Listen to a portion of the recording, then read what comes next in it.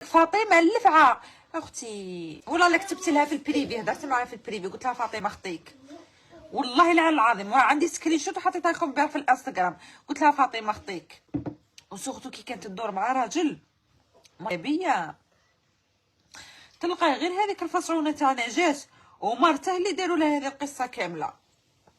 ماشي هذيك نجاة كانت طايحه في وحله متوحله، خاصها استوديو، خاصها ماكله، ولا خاصها اللي يصرف عليها ولا ما على باليش، باينه سكنوها وعطاو لها 2 دور وقالوا لها جيبي لنا فاطمه طايحين بها.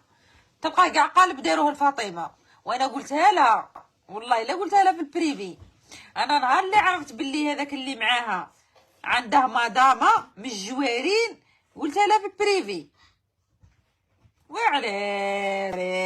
وعريت ما بان صوتها، ما دارت لايك، بينت تصويره واحده مع هذاك راجلها ياسين، جابتها في الحبس.